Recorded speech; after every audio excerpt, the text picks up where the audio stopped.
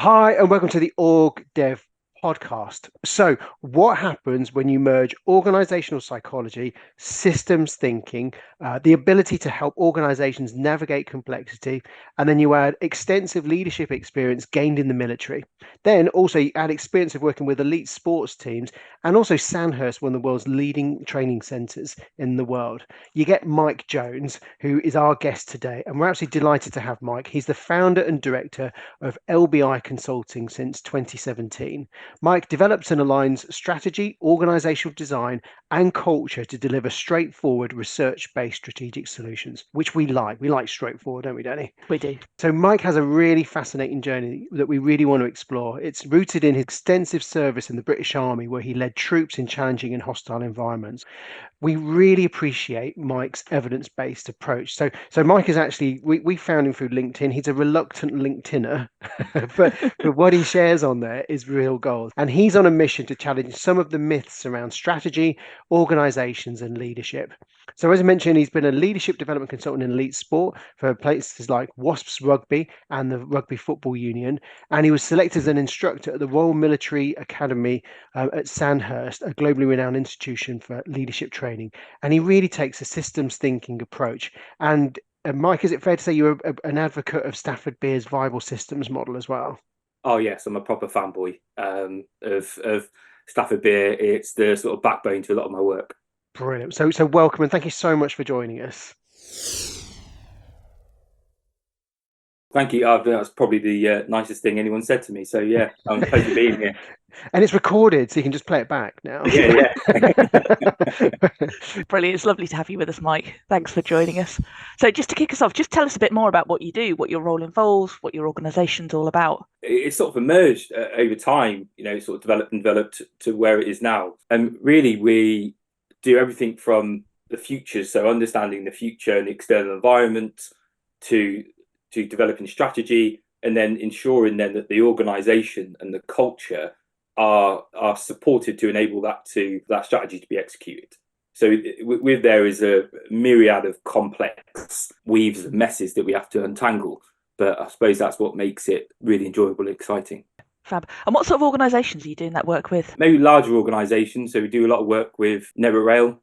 We've done work with NHS, sort of big engineering companies. So it's sort of split, my time split between sort of 50% public and then 50% private. But I think some of them would probably want me just there permanently, but I try and get away when I can. And these are organisations which are almost like final level boss systems, aren't they? They don't get much more complex than like Network Rail or NH systems. So it's just how do you go about approaching them in the first place?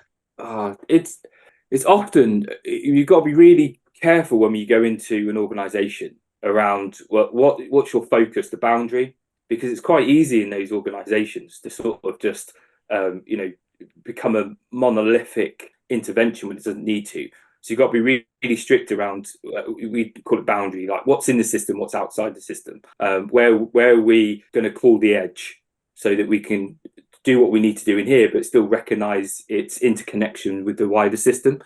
And I think that's the key. It's like, one, make it very focused on what we're doing so we actually achieve the results that we need and what we're brought in for, but then still not ignoring the wider interconnections of the system, which by any means, as soon as you go in and start tampering, you are going to have some probably expected or unexpected impact onto the wider system.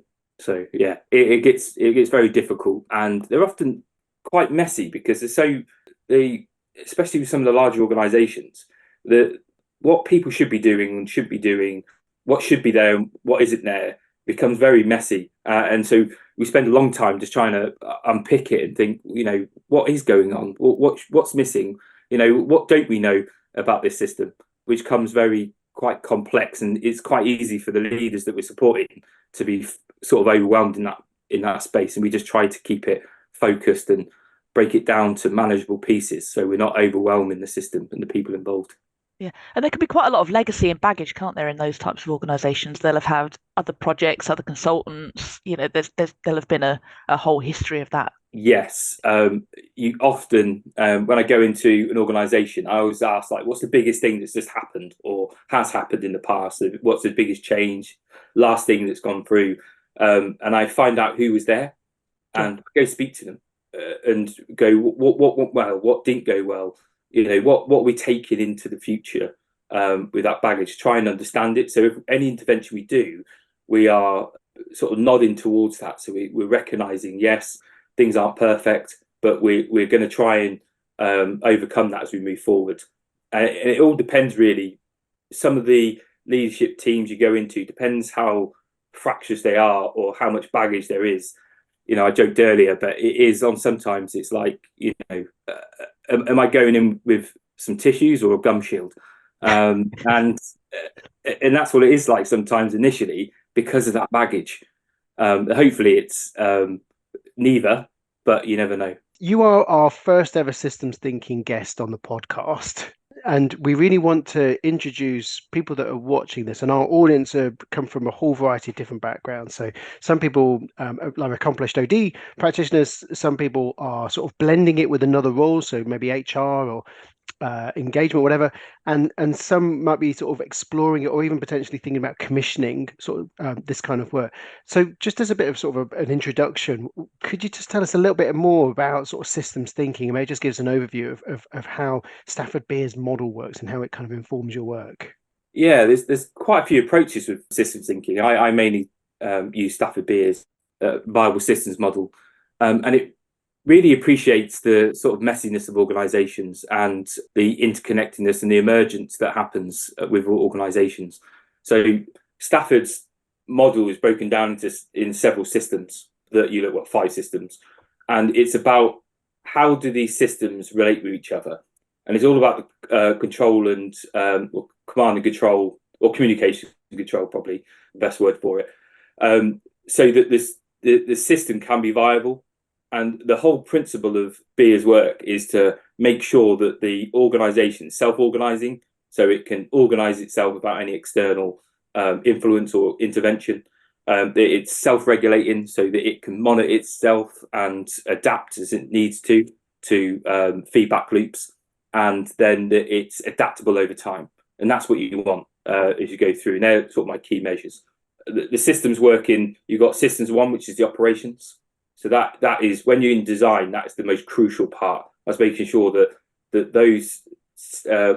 those operations are designed in a way that can deal with the variety that's faced from the external environment, can handle that value and can handle the variety that's faced.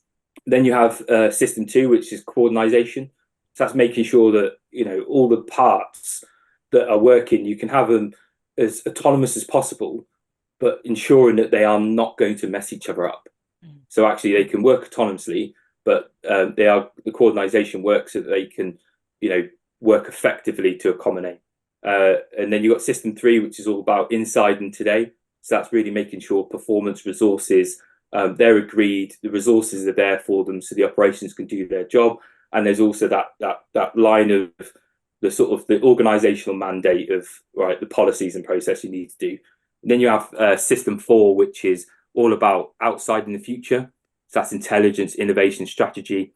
And that relationship between 3 and 4 needs to work, because 3 is all about, like, how do we perform and get superior value as efficiently as possible today, where system 4 is all about, well, what's happening, what's changing, and how do we get these adaptations into the organization so that we are ready for the future as it comes. And then system 5 is the identity and governance. It's mainly about identity. It's about how do we get that vertical cohesion. So like culture, identity, values of the business. So we got really core cohesion, which then enables our operational parts to be autonomous as possible.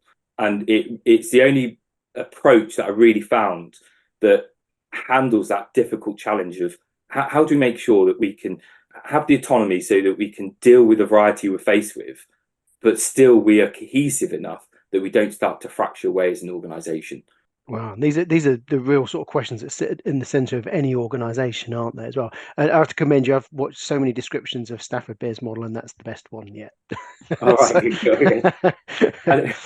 I no doubt there'll be other systems thinkers on there that will probably critique it, but that's the life of anything. That's the same as psychology, it's the same as science.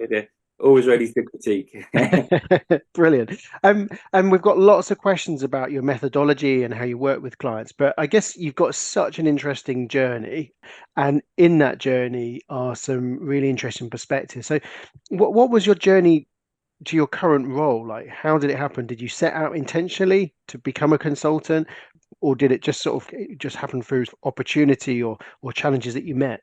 No, I wish I would say it was planned. People have often asked me, "Is like, oh, how do you do this?" I'm like, don't know. It happened. I suppose it's sort of an odd one because I was a soldier for 18 years, and if all had stayed the same, if you'd spoke to me now, I'd still be a soldier. I would be. I was in the army. That was it. I was going to be in the army till I was retired, crossed the old, hopefully colonel by that point. But unfortunately, I was diagnosed with complex PTSD, and I was discharged about 7 years ago, which was a complete shock to me. It was a unwielding shock. I never expected it to happen. Not only just going through what I was going through, but the fact that I've now lost my identity. I don't know what I am without the army. And but luckily, before that happened, I had a real quite bad incident in Afghanistan when I was leading people. It made me realise the fundamental question that why do people follow you because they want to, not because they have to? And that got me really intrigued. And when I came back, I went straight onto Amazon, and I was just like, right, I need books. I need to read. And bearing in mind at this point, a bit of context, I joined the army because I had no education, not because of anything. I failed my GCSEs, and I went into the army, and I hadn't read a book. At that point, I'd never read a full book. So I went and got a book. Actually, it was David Marquette's Turn the Ship Around. Yeah, that was my first to start. Wow.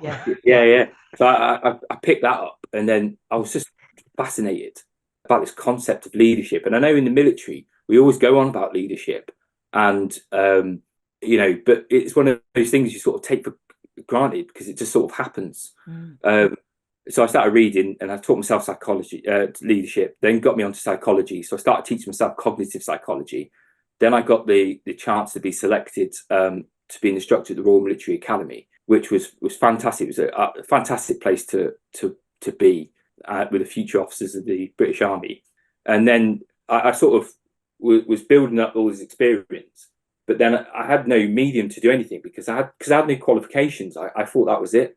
So I then thought, do you know what? I'm just gonna do it. And I wrote to every university in the UK and said, I've got no education. I've been teaching myself psychology. Can I please come on your courses? And I had no clue what the difference between a degree, a master's, or anything like that, or a PhD. I haven't got a clue. I just knew university was a place that you can go to and get qualifications. And a load said no, or just flat out ignored me. Wolverhampton, no, bless them, they gave me an opportunity. They interviewed me, they just supported me, and they let me come on their course. So I then studied to become an occupational psychologist, which is a great honour. And that first time when I was sat there and they were like, write an essay, I was like, what is this? Have I made the wrong choice here? But I got through, and then I sort of gone back a bit. But when I was discharged, I was still fascinated, and I found leadership and psychology and wanted to help people understand this is the thing that was my purpose that got me through. And I didn't know what consultancy was. I haven't got a clue. I've been in the army since I was 17. I had no clue at all. So I had, through chance interactions with people, I got an opportunity with Wasp Rugby to help their leadership, which went really well. And then that went on to England Rugby, and I started to help them with the culture around the female game and so on. And then it sort of grew there through sports. And then I started to realise this mismatch about everyone talks about leaders within a system, but no one's fixing the system. So we're fixing leaders or fixing people, and then put them back in a system that doesn't work. So I was fascinated by the system. So then I started then studying about systems thinking. I came across Patrick Hoverstart's book. He's a mentor of mine. He probably won't acknowledge that he's my mentor, but he is. I pester him. And then so I started learning about systems, and then I started to merge the two, and it worked really well. So how I've come here is complete emergence of opportunities, I suppose. Well, I think it's much more than that, isn't it? It's tenacity, grit, and so many other things as well. You don't need an interview; you need a documentary on your life, Michael. But Danny, how do we follow that? I'll let you go on that one. It's such an interesting story. No, I'm captivated by it. I wanted to ask about kind of leadership in the military. So what do people get wrong about leadership in the military? So I think people have got quite a perception about what it is and how it, command and control and how it works. Yeah, it's awfully frustrating when I see it, because people go, oh, but you're in the military, you just tell people what to do and they have to do it. The right to a point, we have military law. As long as my order is lawful, they do have to obey it. But that's the last thing we do. That's like all else fails and you're resorting to using your rank, then your leadership has probably failed at that point. So it's not about that. It's all about how do we build up that trust, and that trust is really important military leadership. It's showing that you're there for them, and your words match your actions, and you build that integrity, that relationship with your men, and that familiarity is really important as well. And it's not familiarity is because people say we have ranks, but we get to intimately know our people and look after them. I remember being a leader, and I had soldiers that were married, 18, had no parents, they had a young baby, and I noticed something was wrong, and I went to go explore and have a look, and I realized that they had no experience of looking after a child or look after themselves, and we then wrapped around the support and got other wives involved and stuff to help them to how to look after baby and that. But we have sort of gone off a tangent, but that's how we build up that trust and real support. But the idea of this command and control is often, when I see it on LinkedIn, and you said about me in LinkedIn, I grin and bear most of the time as I go through it. But they have to go, oh, command and control bad. But they've got the wrong idea of what command and control is from the military. Command and control in the military is that I'm going to be very clear about what I want, and I'm going to give you time to go away and do the analysis to think around, what's the situation, what have I actually been asked to do, and why. And then you're going to come back to me, and we're going to have a conversation. You're going to say, well, I thought about what you want. I could do this, but I'm constrained by this. Are you happy to remove that constraint for me? If not, then I need to do this. And it's a conversation, and then we go, yeah, happy with that. But through that process, I've now got trust that we're aligned, and you can go off and you can do what you need to do. And that's command and control. It's not micromanagement. And that's what I think they think the military is about.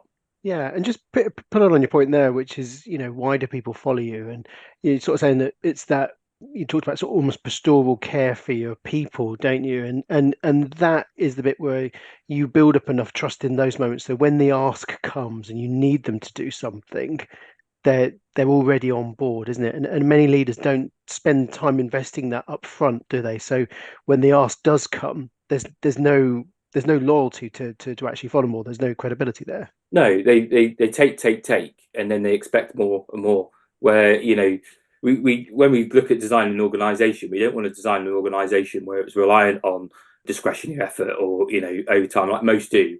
But when it really matters, are your people going to follow you? Or when it gets difficult, are they just going to go, do you know what? Why should I put myself in that situation for you when you've given nothing? And I think that comes back to my point around, why do people follow you? Because they want to, not because they have to. And I observed this out in leading men, and it was like we're in some very difficult and horrible situations, but they still followed you, and they still were there for you. And I think it's that ability to form that relationship and that trust, which is key. I'm just really curious, because Sandhurst, for example, that's not just for the British military. Military get sent from all over the world, don't they, to attend there? What is some of the sort of doctrine around leadership there, and the research that makes it such a great establishment that people aspire to go to learn their craft as leaders? I think the key thing, the best thing that the military has, and I say this, but I'm a bit disappointed of recent times when I look at some of the the stuff that comes out on LinkedIn from the military leadership channels.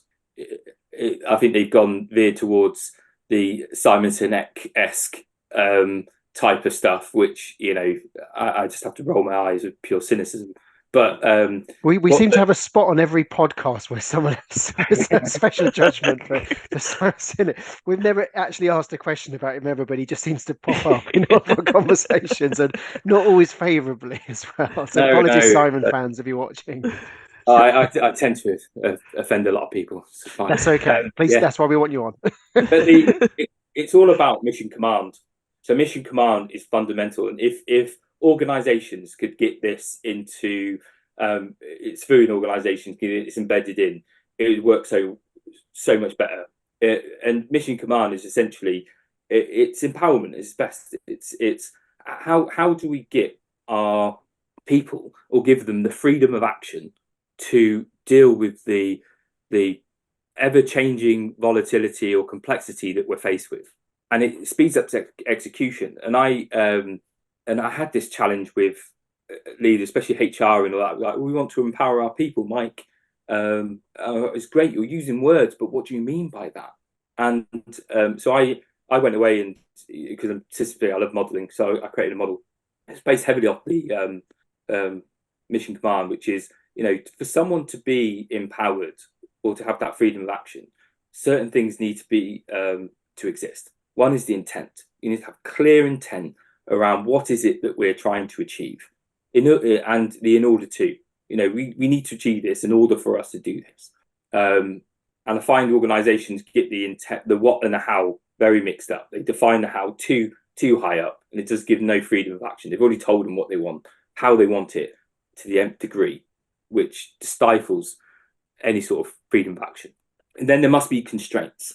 So there's always constraints. You know, even Rishi Sunak, bless him, he's constrained. And we must identify those constraints. And the constraints are, what's the decision right? What can you make decisions about, and what can't you make decisions about? You know, what's this? You know, a lot of organisations already have these imposed constraints through safety regulations and stuff. And then they must have the knowledge, skills, and experience to be empowered, and the role clarity.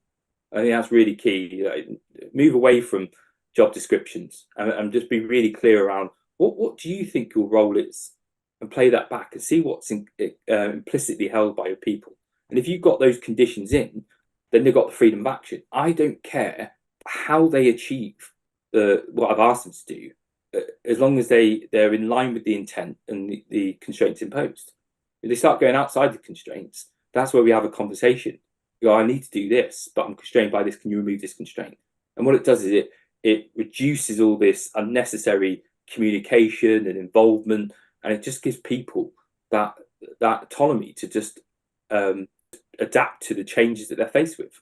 Yeah, and because we had a pre-conversation with you prior to this interview, where we sort of, I mean, you said something really interesting, which is, you know, if you've got sort of seniority and around a sort of a military task that needs to happen, the senior leader would give some direction, and then the actual sort of the unit would then go and develop a plan based on it, and then come back. Could you just shed a little bit more light on that in terms of how that works and how you can sort of maintain sort of strategic oversight yet get people the independence?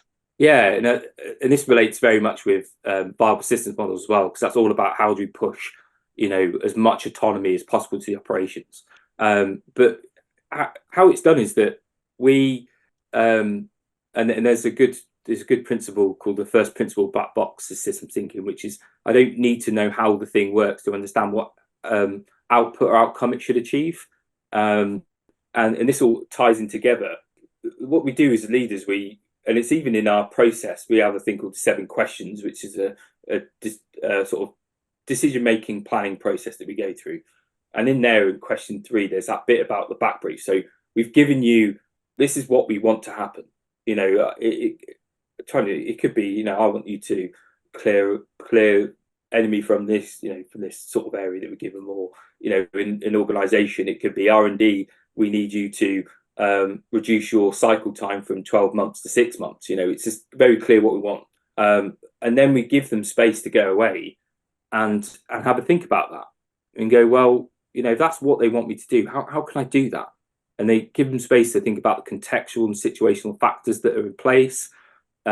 really pull apart what do they actually mean, because there's a lot of things that are implied and specified and implied. So specified is they want me to reduce the cycle time from 12 to 6, but there's implied, well, if I do that, I also need to do this as well.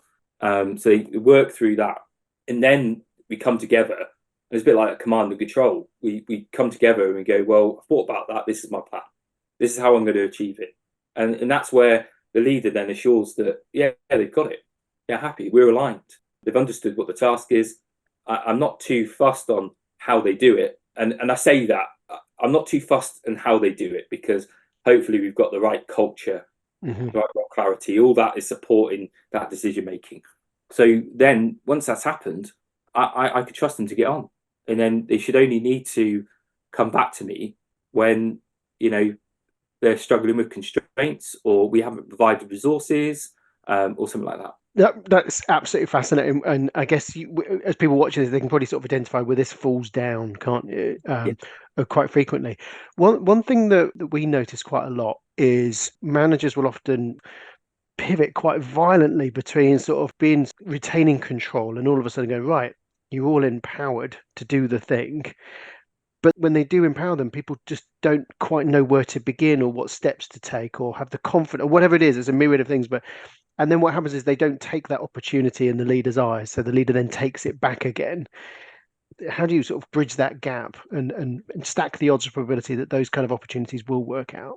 Yeah, you see it a lot, and I call it compression. They compress the organisation so much that people will dare make a decision, and they haven't got or they can't make a decision because you've just defined the how so much that they're looking at it and going, well, I know you're telling me how to do that, but I can't. The variety has changed, so you're constantly going up and asking for permission for stuff.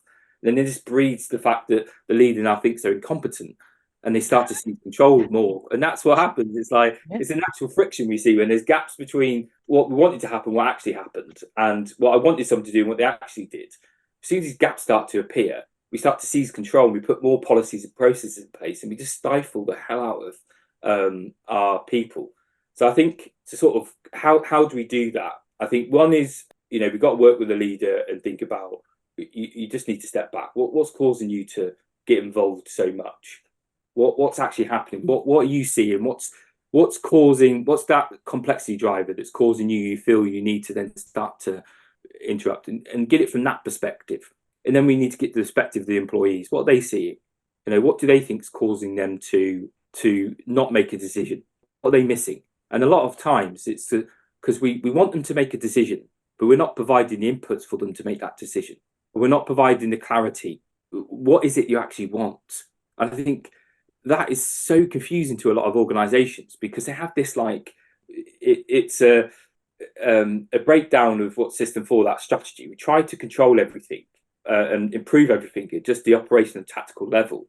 But then we take our eye off what's actually happening, changing, and then we're constantly getting hit in the face. So then we're reacting all the time. And what this means to the people that are there to do the work is that they're like, I don't know what flavour of the month are we on now? Yeah, you wanted this 3 weeks ago. I've only got so much resource and so much cognitive ability, and you keep changing, and I can't keep up. So then they just come overwhelmed, and then when they come overwhelmed, they just go to bunker mentality, and they're just like, right, just tell me what you want. Yeah, and they'll tiptoe their way through. Where if we can get it clear, that clear intent, be very clear, more strategic, and those decision rights. This is your decision rights. If I want you to make these decisions, what information do you think you need? And do you have the capability to do that? And if not, then we just bring the constraints in. We bring the constraints in and we build up their knowledge, skills, and experience. So then we can widen out the constraints.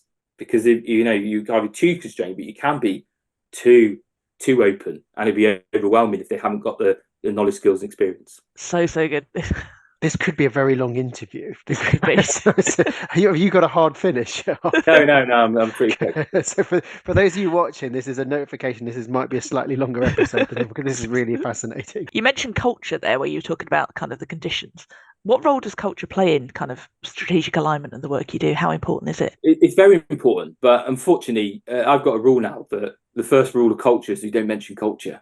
Because it is like, as soon as you mention culture, you can see people's eyes glaze over, and they're just like, "Oh God, we're going to be changing everything again." And it's not like that. And I think that, I'm trying to get people away from talking about good or bad cultures. There's useful or not useful, and culture is an emergent property. So what I mean by emergent property is, for people, is that everyone's got a watch. Time is an emergent property of your watch. But if you break the watch down to all its component pieces, there's not one element that gives you time. It's how you bring it all together. It merges time. And that's really important when you look at culture, because when you look at culture, you're essentially saying that I'm going to constrain your behavior. In this system, when you come in, I'm going to constrain your behavior because I need this behavior to emerge, because that's going to support us to be cohesive as an organization and to drive the strategy of the organization. But for that, I'm going to give you a value exchange. And that value exchange is normally when you speak to people in an organization, what's your culture? They're like, oh, it's great. It's flexible. I get developed. That's what we call a value exchange. We need to understand, what do people value in the organization? We could build that in. But the emergence of the behavior is really important, because when I say I don't care how they do it, as long as they achieve the outcome of what I'm expecting, that how is wrapped around because we've got the right ethical and moral behaviors that are going to do generally the right-ish or useful thing towards the aim. It's never going to be perfect, and I sort of move away from defining culture as an absolute, because it's emergent, and there's so many things that are missing when people look at culture, because they look at culture and it happens, isn't it? We're having a culture change, and what they do is they just like throw up a load of, or they get Tarquin's Tarquin, Banksy's cousin Tarquin, to come along and paint a new mural on the wall that says, like, it's a classic cliche one, so it'd be like, sorry about language, but they would have read James Care's book and suddenly you've got now no dickheads on the wall, and yes. Teamwork and all this stuff, but so the cold shiver. Yeah, exactly. Yeah. And and they'll look at me, especially when I go into London, some of the clients, sorry but they would go, oh Mike, look at us, we've got a beer fridge, how edgy are we? I'm like, oh, it's fantastic. Yeah, great. But when you pull apart the organization, you're thinking there's nothing structurally here that supports any of that. And when I was talking about the watch and all its component parts, I've done a lot of my research. I've looked at there's 14 levers that you have not full control. Some of you have full control, but you have control on, no matter what level of the organization you're in. You have control on. It's just how much control is dependent. Like onboarding is a classic one.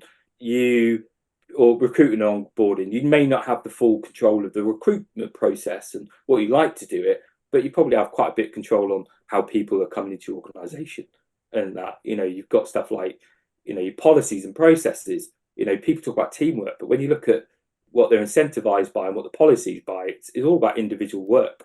It's not going to work. You need to create that system around it to drive those behaviors or to support those behaviors to emerge. Yeah, I think one of the things I'm personally really enjoying about the way you think about things is take your watch analogy. It's almost like a Swiss watch approach to it. It's like to deconstruct the parts, to make sure all of the parts are really carefully designed and the way in which they're fitted together as well, and really being very mindful and intentional about it as well. Yet, if you sort of contrast that with many of the organizations we work with, if you actually look at the schedules of senior leaders, they're so condensed and they're doing so many things that there isn't that space to really think with the care and the precision about how you build your organization and what you're doing here in the potential implicative impact of that as well. So what do leaders need to do to take more of this intentional approach? Stop getting involved in unnecessary crap that they do, and actually allow the component parts, because you see it. I see all leaders, they spend anywhere between 70-90% of their time on meetings stuff, and you really look at it and go, what are you getting involved in that for? There's clearly some structural issues there going on, and we talk about in viable systems, all those connections are communications or information channels, and they're clearly broken, because that's what's causing you then to get involved and go to a tactical level. I was seeing an incident happen a couple of weeks ago, and there was like 15 senior leaders involved in something, which should be just routine, but they're all there, getting involved and pressing the organisation. And you're thinking, what you do? Why are you getting involved? So it's a little bit like an under-sevens football match. Yes, yeah. You see a little herd of players. It's true though, isn't it? Like, it's about the system works best when everything is nested in its place, isn't it? Almost. Yeah, and you got the connection. So there must be something that's structurally wrong that's causing you to do that. And another thing as well is we call the knowledge gap. So there always is a gap between what we would like to know and what we actually know. And what this does, when this happens, it starts to proliferate meetings. So when you see like working groups and meetings proliferate, that means that they're trying to almost find the absolute answer, and that's what's causing them to go into paralysis. It's even got even worse since COVID, because it's almost like Microsoft now has gone and thrown up everywhere. And now we've got Power BI boards. We've got Power BI boards for Power BI boards and dashboards. And all that's happening is we're just amplifying so much information at the management. We're overwhelming them. They've got loads of data. They've got no insight, which is then causing them to have to talk about it more. Where if they can try and be really clear about start to attenuate the information, what do I need to know to make decisions? And knowing that there's no perfect answer. And sometimes there's a lot, I just need to trust people to go in line with the intent that's been given and find out the information. And by doing that, that should then give them the space to utilize what we call System 4, which is that outside and future, and that looking to see what's actually coming, what's changing, and what are my models that I'm holding. Are they true? Are they useful? And when I talk about this, is Cohn-Ashby theorem. How you regulate the system is only good as the model you're using to regulate the system. All makes sense. Yeah. So, and we hold two models as leaders. We have the external environment and we have the internal environment. And, are these actually useful? Are they congruent? And I find that when leaders, spend all their time in meetings, they don't step back from the fog, they don't get off the balcony, and they don't go down to the several layers of the organisation. They don't go to learn and understand what's actually going on. So is what's happening in my organisation, is that the same as the model that I'm using to make decisions? And this is really crucial, because you find a lot of leaders, they're making decisions off a model that is wholly disconnected from their organisation. It's almost like they've got a map of London that was made in the 1860s, and they're trying to use that same map now to navigate around London. They wonder why then they're not achieving what they want to. They're getting frustrated because they think they've got capabilities that they don't have. And the solutions make sense from their surface level of understanding, doesn't it, as Yes. well? So I don't want to take this off, but there's one question I wanted to ask specifically, and it's related to decision making. One of the things that we sort of saw is that you were at Said Business School in University of Oxford, and you did scenario planning as well. How's that kind of informed your work, and what can leaders take on to actually apply it in their decision making approach? Yeah, it's been very useful. I really enjoyed that, and I was hoping to do some more with Said in the future. But I use scenario planning quite a lot of organisations, informing the strategy, because scenario planning is great to understand what are the plausible changes that are going to happen in the external environment, and then if these things were going to happen, what impact then does that have on the ecosystem that we're operating in? And it's a strategic question, but also an organisational design question, because the strategic question is our strategy, the way that we're trying to get fit in the external environment, is that still going to work, or is our value going to change? So then thus we need to think about, how do we need to adapt, pivot, or innovate in such a way so that we are resilient within those changes that could be happening. But it's an organisational design challenge, because then it's looking, is our organisation, is that going to withstand the turbulence that brings us? Are we capable to be resilient within that new world if it comes. And then you can look, and we call it wind tunneling. You wind tunnel your organization. So wind tunnel is the same, you put it in and see actually what's the aerodynamics of your organization, how good is it within that situation. And then what that does is it gives you time to understand what you need to adapt, and it gives you the warning signs. So if that's going to happen, how would we know it's going to happen? I would see these things. Oh, that's great. And we start to build that within our intelligence of our system 4.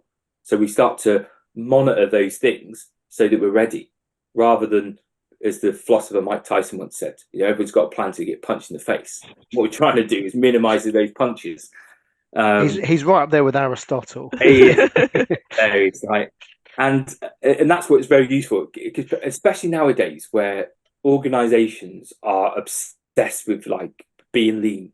And I call it the bean counter effect, where they just keep cutting and cutting away because they think that just cutting and cutting away is going to increase the bottom line.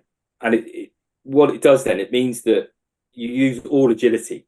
And the thing with the external environment is we know it's complex, but it's volatile. The rate of change is increasing. And if you're lean, it doesn't mean you can't adapt. It just means you're going to be slower at adapting, because you need to bring those adaptations in a rate that your operations can handle without them being disrupted or destabilized. And, so scenario planning is especially important for that, because it stretches time. It gives you that time to adapt.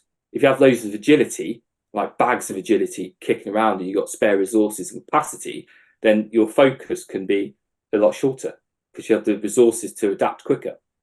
And agility is one of those words that gets bandied around and has kind of sort of lost its meaning, hasn't it? Because obviously to be truly agile, and I guess if you are running so lean, you are trading off the future for performance today, aren't you? But people aren't always aware of the trade-offs that they're making when they're making those decisions, almost like in isolation. So lean over here, and we're talking about agility over there, but they don't interlink, do they? Or the capability isn't there. No, I came at this when I was looking at leadership, and it's the same with organisation. There's a tension that's always there between how do we deliver superior value as efficiently as possible today, whilst understanding what we need to change now to be viable in the future. And that's a tension that happens. And agility, you're right, is one of those words that are just sort of bandied around. Agile, we're going to be agile. I'm like, well, what do you mean by that? Where do you need it? And it gets awfully frustrating. That's probably the most frustrating thing, is trying to unpick all these things. Well, I think we've had it. Sorry, this is not naming clients or anything, but they said we're really agile. We've just done this huge change to agile. And we went in there, and you're literally hot desking. That's what you've done. That's what you've done. And when I look at agility, I think, can you adapt as quick as or quicker than the external environment or your competitors? That's your measure. And in how agile you need depends on the rate of change in your external environment. Obviously the faster the higher the the more agility that you require. And that's where we talk about open and closed systems. So in an open system, or we'll start with closed system, even a closed system where it's quite stable, you can pretty much predict the actions, your outcomes and all that stuff. Then you're going to have more efficiency. That's where lean and all that works really well, lean manufacturing and all that stuff. Wherever you're in an open system where it's high variety, it's quite unstable. You can't necessarily predict the outcomes of your actions. Then you need more autonomy, and probably more likely you need greater agility. There's so much in there. I think if organisations could just take a fraction of that, it would just improve the quality of strategy making and alignment massively. I think strategy in organisations is generally not of a high quality. I love strategy. We often have this argument in my house: who do I love more, my girlfriend or strategy? I'm not going to say who wins, but I'm deeply passionate in it. It got me for a long time. When I left the military, I was so I honestly thought that organisations, they'll have all this stuff squared. They know what strategy is. Of course they do. They're existing. And then you go into organisations, and I was a bit like, whoa, what's going on? I can't even make sense of this stuff. And what it appears to be, their strategy seems to be this thing that they do as an offsite. So they go, we're going for an offsite. They spend half the time at the offsite throwing bloody tennis balls at each other and making marshmallow towers, high-fiving each other about how great they are. And then they spend the other half pontificating about some vague statement that they'll brandish out and call a vision statement, which means absolutely nothing. It's got no relation to the capability of their organization. And if you could make sense of that, you'd have to be Albert Einstein, but even him probably confused. And then they wonder why they get so much cynicism when they go back to the organization. They probably get a big marketing consultancy to come in to do some flamethrower flashing lights and disco lights to announce their new strategy, and I wonder why then all the people are just like, oh God, not again. And then nothing happens. So the difference between what they wanted to happen and what actually happened, this gap starts to appear, which then as an unhelpful reaction of them trying to seize control again. Yeah, and I think once they've painted people in that, well, they're incompetent, that's why it's not worked, it's really hard for people to reverse out of that once they've got that mindset about their teams or their, the organisation generally. I was just saying, and sometimes people they can be prone to outsourcing the strategies. They may well bring in sort of expert hands to come in and to devise a strategy that's maybe based on sort of benchmarking the industry and that as well. And again, there's a risk there of it being disconnected to operational reality, isn't there? We do a lot of so I do a lot of strategy work. I'm actually next week I'm already doing helping an organisation develop strategy. But we use we know that because there's a bag of tennis balls behind you there. Damn, you know my tricks. And that's it. And ours is I use a methodology called patterns of strategy. So devised by Patrick Hofstadt and Lucy Lowe, and it is very aligned. The reason why I like it is very aligned to military, where it's all about understanding your fit and relationship with the external environment. And it's always that question there. So when we look at the external environment, we're modeling our relationship with it. Because we use the theory of Umberto Maciano, so talking about structural coupling. So we are, as an organization, you're structurally coupled with your external environment. That relationship, we call it, because it changes you structurally over time. And these relationships have a default directory. It's going on that directory. If you could do nothing and it will take you on there, but you'll be making some unconscious changes as you go along. You start to then have to react to the changes that are happening. So what we do is we look at the modeling of the relationship and go, actually, if you've done nothing, would you like where it takes you? And if not, then how do you change the nature of that relationship? And we can look at maneuvers like foresight, concentration of mass around certain things, but it's a systems approach. But also ask that question. You say that you're going to do this. How are you going to do that? What capability do you have that can actually do that with your organization? And then it's also asking that bit around, well, if you've done that, what would they do in response? And how would you know they're doing it?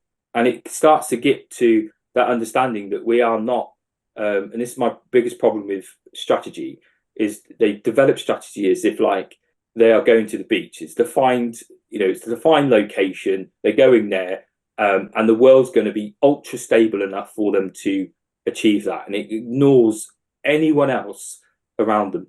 And they wonder why then, I think 98% of strategies are never implemented.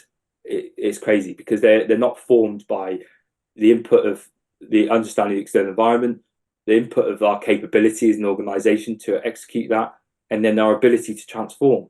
So actually, can we transform in time to actually enact that strategy? And it touches on an interesting thing, isn't it? Because, sorry, Dan, I'm going to touch on one of the points you wanted to make, which is about sort of built versus emergent strategy. And that, we focus so much on the built. And if you actually look at how much resource is actually dedicated to that built strategy in the document, it's based on what resources they have.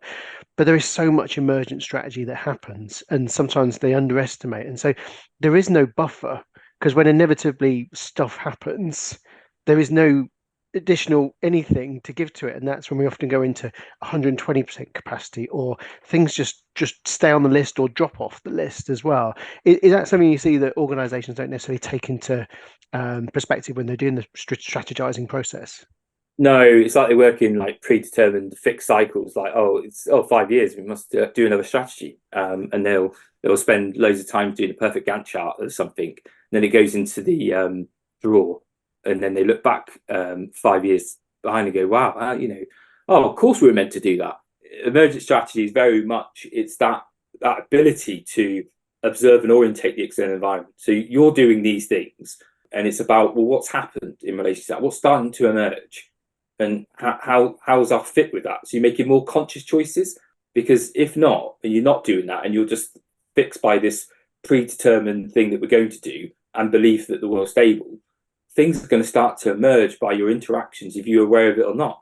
And new things are going to happen by chance. There's going to be new actors come into your external environment you're not aware of. And then just by that interaction is going to emerge something that wasn't expected. And you've got to be prepared as an organisation, as leaders, to be observant, to constantly match that tension between the inside and out. Yes, we need to be efficient at what we do and do that, but we need to be very acutely aware of the changes that happen. And they may not be what we expected to happen, but we need to be able to observe to see that they're emerging, and then thus go, well, if that's going to emerge the way we think it's going to emerge, then what does that mean to us? And then start to put that adaptation in. Otherwise, if you don't, you're just constantly going to oscillations, reacting all the time in crisis mode. And when you go into crisis mode, all that does is destabilize your operations. And when you've got destabilized operations, that's where your people, just counterwork behaviors coming, withdrawal, disengagement, distress, well-being, all that just plummets. And then you start to lose the value that you're actually trying to create in the first place. And you don't get any stability in the organization. And you have a really, what we call a schizophrenic organization. You've got no identity. No really can then make sense of the choices that are presented with them on a daily or weekly, monthly basis. Just stepping back, you do so much and you've got so many interests. What would you say you enjoy most about the work that you do? What really kind of fires you up when you look at your week and go, that's going to be a good week? I enjoy it a lot. I'll see. I get nervous, and I joked earlier about, is it going to be tissues or is it going to be a gum shield? That initial part is often, when I go into a first engagement, we try and figure out, is this going to be really hard slog at first, or is it going to be quite thin? That's normally quite a tough, but I generally really enjoy every interaction that I have. But the thing that really gets me, really engaged and just love what I do and just gets me to jump out of bed is, I call it that aha moment. That moment where you see it in the clients and the organization, that sort of like that penny's just dropped and they're like, yes, right, they get it. And the fact that I love the ability where I can walk away and I have now built a capability in the organization where they can self-organize, they're adaptable, they can regulate themselves without needing me there all the time. Yeah, we often talk about being temporary scaffolding. We don't want to be in there kind of with a client dependent on us forever. It's making sure they're sustainable and able to move forward on their own. And I think that's why it comes back to Garen's point earlier around like the strategy or any intervention. Do we go away and hide in the dark corner and do it all for them and just go, oh, well done?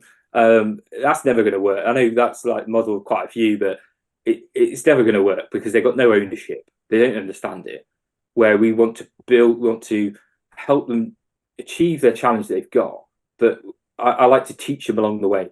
The Ready did a fascinating episode on their podcast recently, didn't they, Danny? Where they talked about sort of the traditional consultancy model. And when you do bring in traditional consulting, they say the risk is that temporarily you're bringing in that capability and you're kind of you're making up for the fact that they don't have lateral capability within their own organization. And so when the consultancy pulls out, you've still got the same issue, but you've now have a slightly different organization with more compounded problems as well. So there's that real thing about how do you build that internal capability and resilience, and it's not that dependency. It's a real kind of tightrope as a consultant. I imagine that you're constantly walking because your education, your insight about systems is so much more advanced to them. And how do you leave enough know-how and knowledge for them to keep seeing the system in the way that you're seeing it as well? Yeah, and I think that's where the viable systems model really helps, because it's looking at, for an organization to do that and be, self-organizing, self-adaptable and self-regulating, this is roughly what you need to have. And so we look at, what how do you manage these things? So how do you manage adaptations so far? And they can talk about it. You're going to look and see if that's useful or not, and then you can build that up. And as you're doing that, you're building the organization up. So you're building the structure.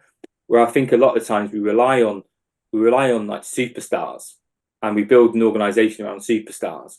Where what you want to do is you want to build an organization that, you know, even the average person could look like a superstar, because the structures are there ready for them, and you know they're not fighting against it. And this is where I've you know, challenge I've often said to the psychological community, it's like we need to start embracing more systems thinking, because you can try and fix the person who you want, but and assess them and tell them, you know, it seems to be like just overly focused on assessment.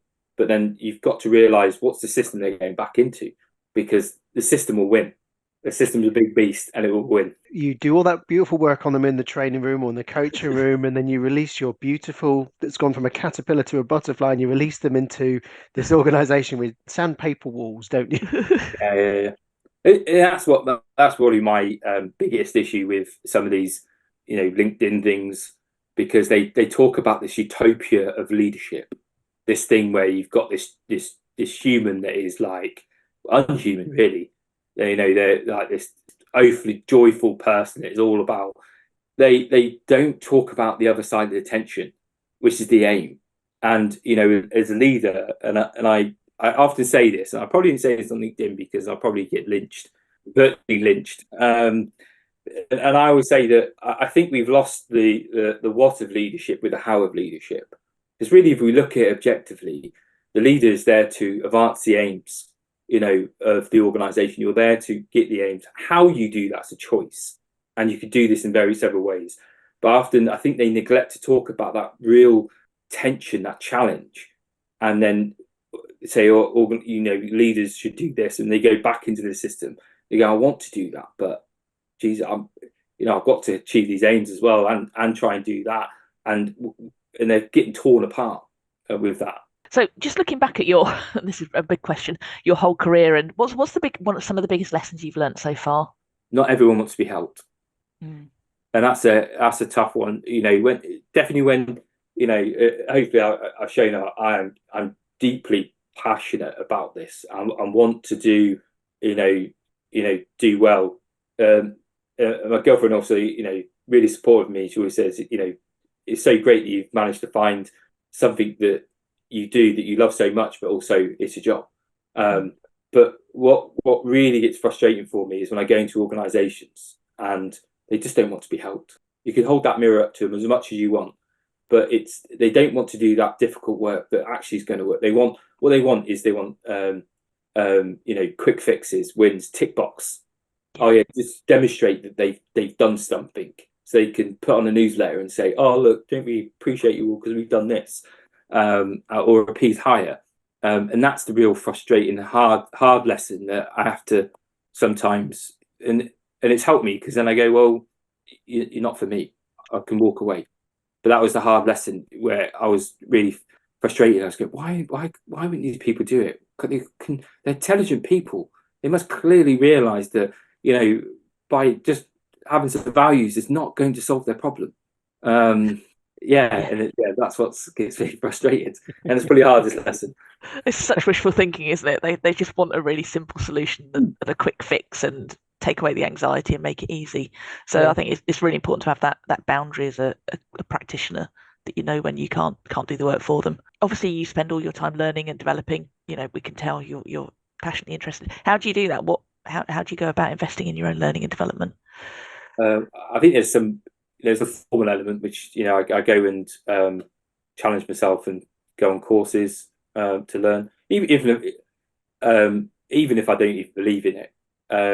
I still go to open up to different perspectives, and that's what's, I think, is key, is in the learning. Don't just narrow yourself down in a path, like, you know, I'm a psychologist or a system thinker, I'm only going to do these. I open myself up to broader perspectives. So I'll go look at stuff in biology.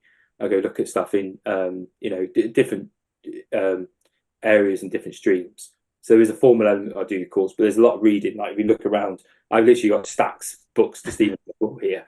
And my girlfriend's like, how do you find so many books to read?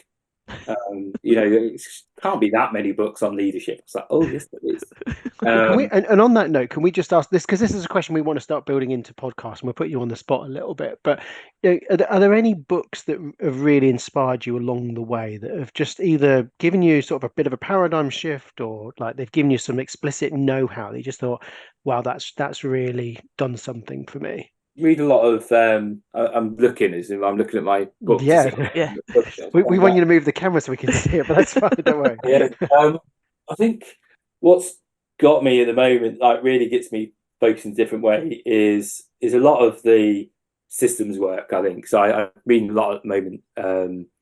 There's a lot of Patrick stuff. There's beer stuff. But what I found really interesting recently, is I've been going back to things like Clausewitz and Bob Moltke, Sun Tzu, and it's amazing what they were talking about all those years ago. I wrote a newsletter about it, one of my first newsletters, and it was breaking down the wisdom, and I think I'm getting a lot more insight from looking back.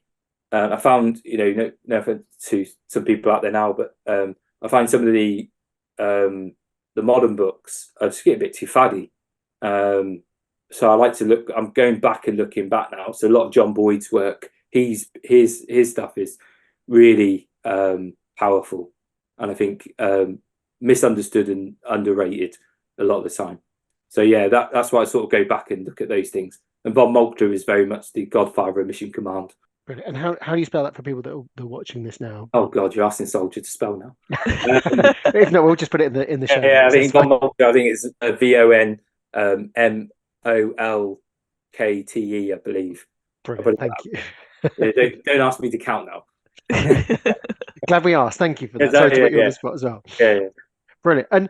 And the last question we always ask in every episode, and you've got the ultimate story of there are no barriers, that if it's something that you really want to do, you can achieve it in terms of getting where you want career aspirationally. What advice would you give someone who's starting out now? So maybe someone who's considering a career in OD, maybe intrigued by systems thinking and building into their practice, or even they might be an HR, they might be a social worker, they might be a soldier, but they're looking at this. What advice would you give to them just starting out? I think breadth. So read. I think reading's pretty underrated a lot of time. Same for the bloke who didn't read his first book till he was 27. But read and research in that area as much as you can, and then go find a